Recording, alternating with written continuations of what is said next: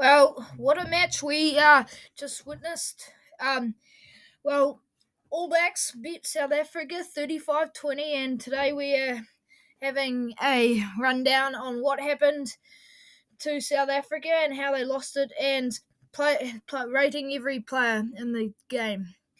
Well, what a match it was! It was in the first 17 minutes.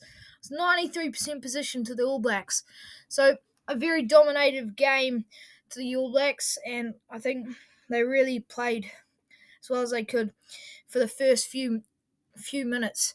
But I think after those 20 minutes, I think the South Africans they came back and started putting pressure back onto the All Blacks, but they just couldn't pull it back. I think they had a lot of opportunities, but they just couldn't take them all.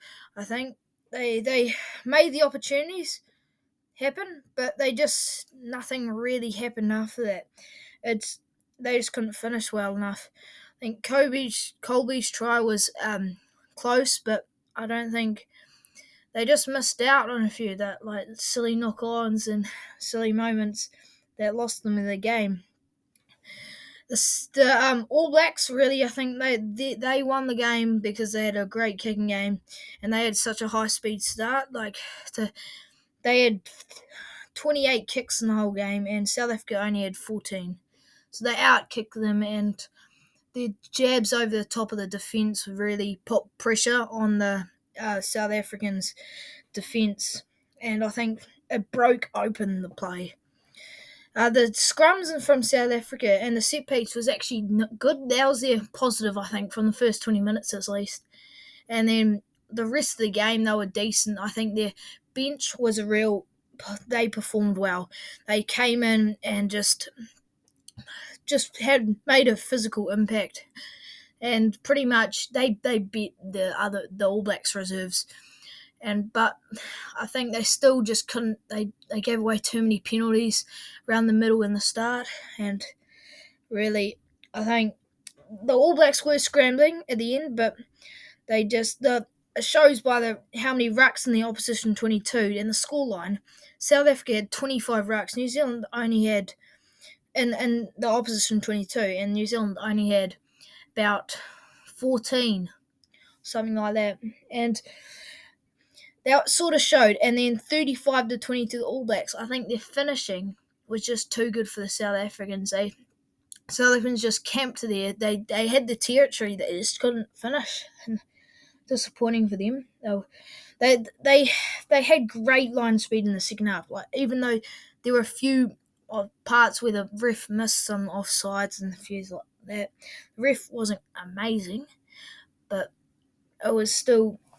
Their physical impact in the second half was massive to the game, and I think that sort of kept it close. The All Blacks could have got a bonus point there, but the finish, I think South Africans finished well. They scored a try at the end. I think they should have done a lot better, but we'll see next week when South Africans play Argentina, where this is the one South Africans will really want to do well in here. And after this loss, I think it's quite disappointing for them, but they can take things that they've done badly into that match and hopefully beat them well. As the Argentinians are coming up now, they're 34-31 last night against Australia, which was a massive win, and that was a real close game. And I think Australia against the All Blacks will be a decent game. I think the All Blacks at home should be pretty tough to beat, especially in Dunedin. But really, I think this match for the All Blacks was a good starting point after last week. They did similar last week.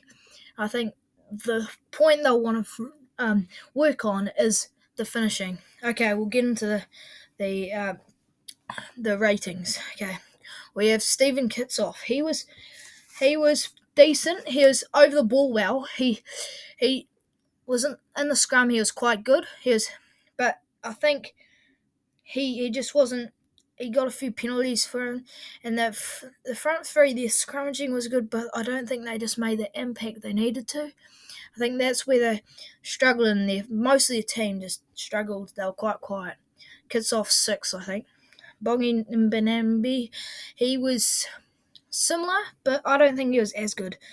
Kitsoff, he was over the ball quite well, and I think Mbanambi deserves a 5 for his work. But Mel Herber, he did a few wrong things, but I think he still was good in the scrum. I think their scrum was quite good enough to beat us. I think they beat us in the scrum. Or it was similar. I reckon we were even. So 4 for Mel Herber. Even Etzebeth said as the week before he struggled to get back into it because his father died. But I think he's back in it. It was quite quiet last night, which sort of put a lot of pressure on the rest of the team to sort of to carry around the team. So I think 5 for him. Then we got Lou De Jager. I didn't see him much. He was very quiet. But he did do the neck roll on Ali Savia, which puts him low in the ratings. But I think a lot of their forward pack was quiet. Give it 4. Quagga Smith, he was penalised a lot, but he had a brilliant steal and try, which is quite big in the game, I think. But he still did lose a lot of penalties, and he's part of their team where they've got a lot of aging people in their team, and it's like experience, but maybe it's a weakness too. Like 11 of their 15 players are 30 or over, which is crazy. And then we got Mostert, who's quiet. He was definitely quiet. Just Weeze and Mostert are probably one of the quietest, but I think this scrum's all right. The line out's not really anything. Just had it running it up. I don't know. Tackling, they did have a good defence, so they've had a decent defence at the end.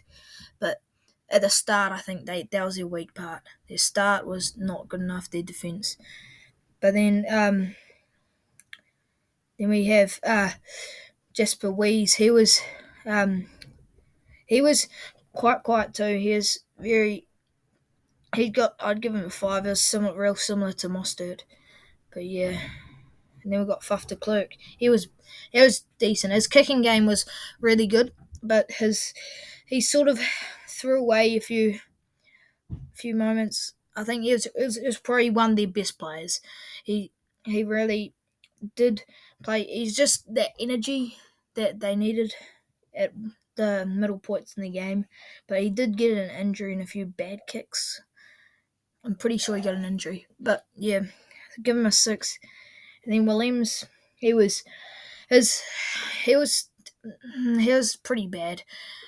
He knocked on a few and just didn't have the good skills you'd want from a number 10, like the missed tackles. I don't think he'll be starting next match. He just didn't give them the sort of lead around number 10 usually does, and I think just not good enough for their number 10 jersey. They've got a decent amount of competition at the moment. But yeah, he'll give him a 4. And then 3, actually. Makazole Mpimpi, he was very quiet. Like, the whole back line, other than Colby and Livery, were quiet. I mean, Faf de Klerk was decent, but he did do some high catches, good high catches, Mpimpi. And then Dialende, he was as well quiet in the centres, which is not what they need at all.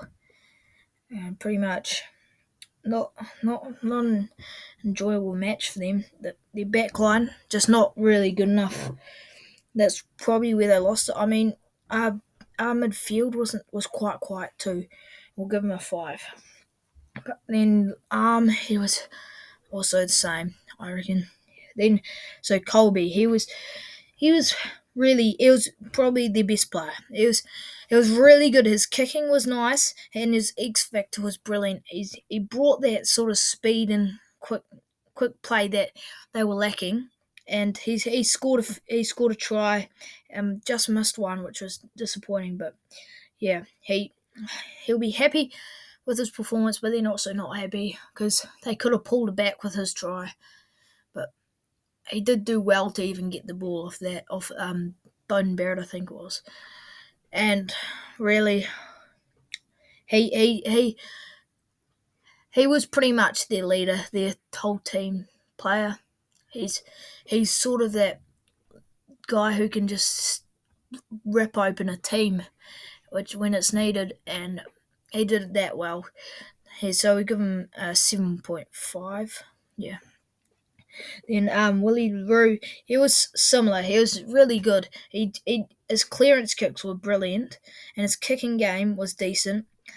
But he did have a few mistakes, like he missed his drop kick conversion, which would have been could have pulled him back a little bit, but not really.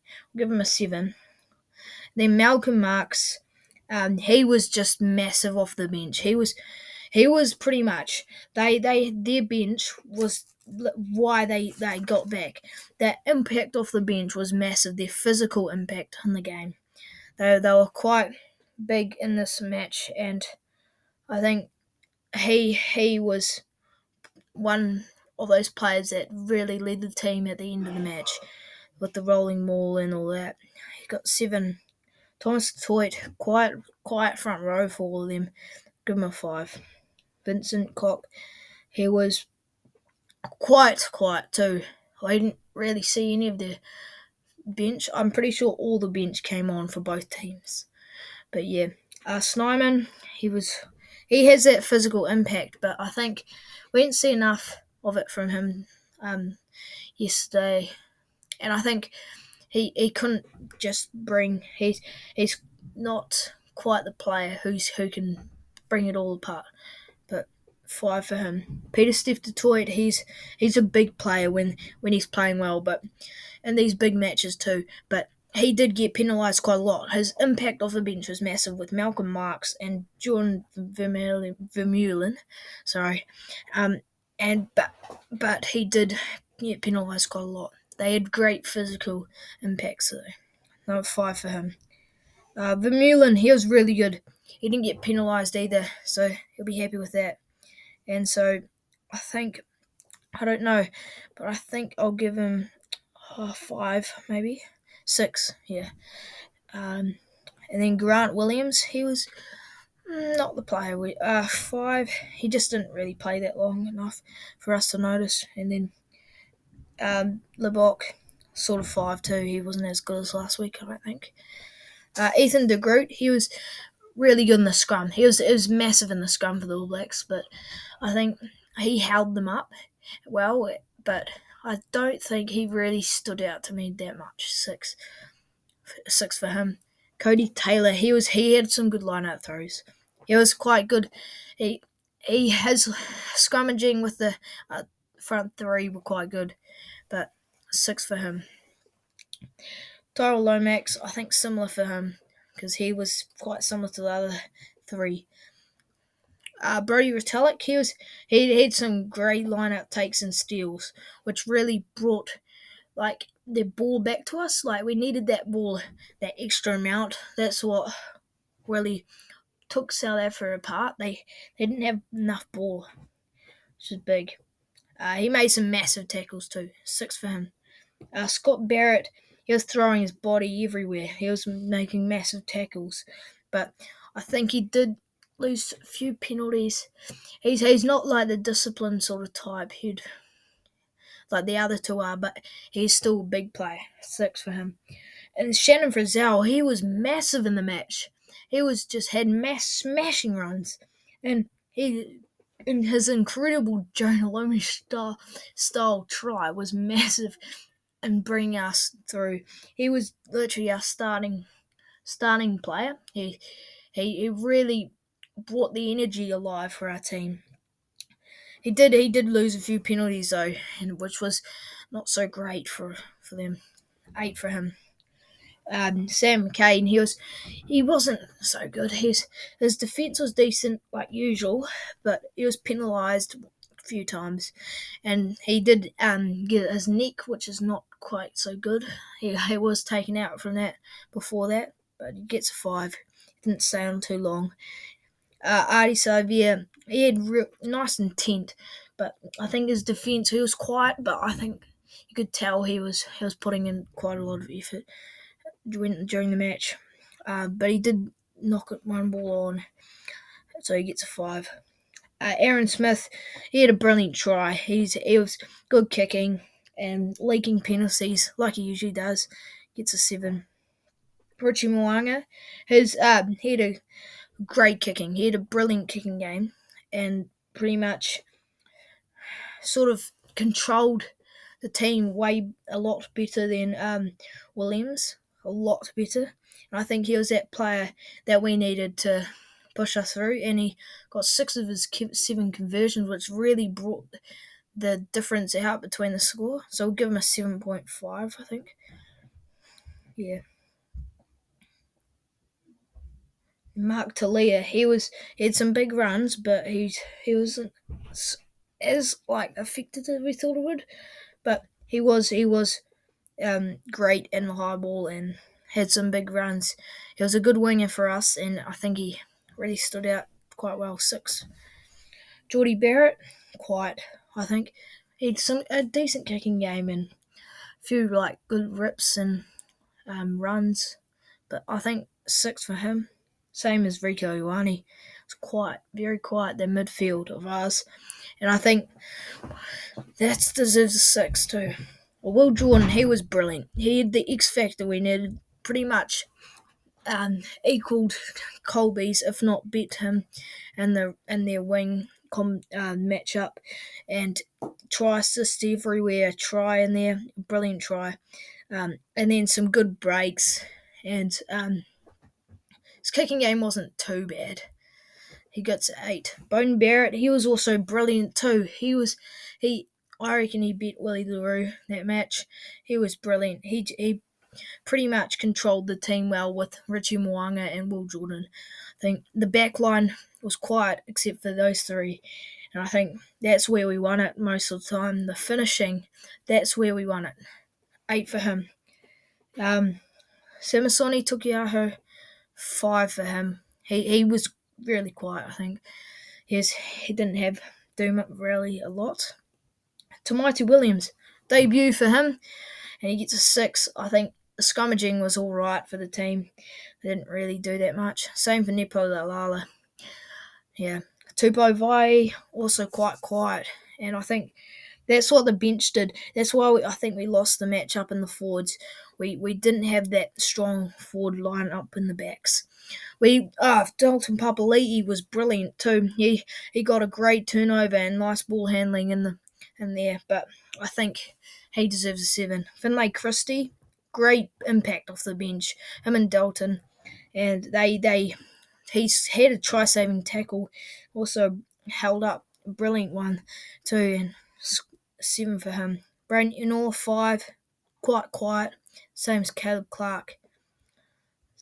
Good match for them, the All Blacks, and I think I'll be excited to see what happens next week with Australia and New Zealand playing, and South Africa and Argentina. It'll be very close, this Rugby Championship, if South Africa beat Argentina, and it will come down to points difference, and New Zealand lose to Australia, which could definitely happen. Who knows what will happen going up to the World Cup. I think South Africa would take positives from this, and also a lot of negatives to work on. Thank you for watching this episode.